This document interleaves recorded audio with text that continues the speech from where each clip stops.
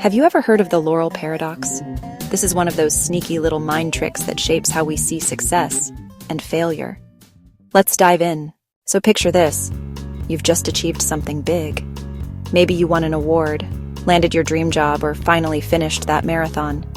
You feel on top of the world, right? But then, almost suddenly, you start to feel a weird pressure. Now people expect you to keep being amazing. The spotlight's on you. And instead of feeling proud, maybe you start to feel anxious. That's the Laurel paradox. The term comes from the phrase resting on your laurels.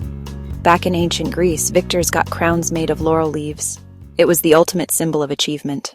But the paradox? The more you achieve, the more pressure you feel to maintain that standard. Sometimes your own success can trap you. Let me give you an example. Imagine a best-selling author. Their first book flies off the shelves. Everyone loves it. But when it's time for book 2, suddenly the fear kicks in. What if it's not as good?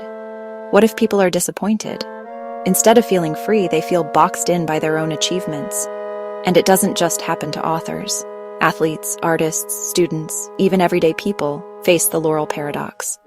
We all have moments when success brings new fears. Here's the twist.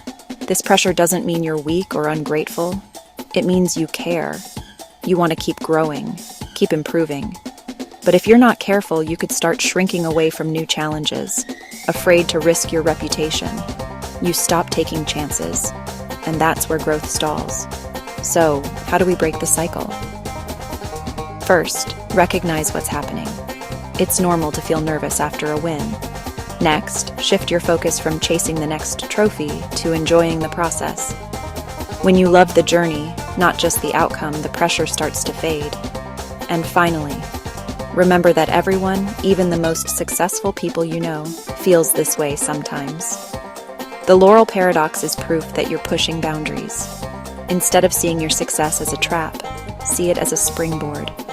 Let it launch you toward new adventures. So, next time you feel the weight of your own laurels, take a deep breath. You've earned your success. But you're not defined by your last win. You're defined by your willingness to keep showing up and growing. That's how you flip the Laurel paradox on its head. Thanks for listening. If you found this helpful, share your biggest paradox moment in the comments. And remember, the journey is just as important as the victory. See you next time.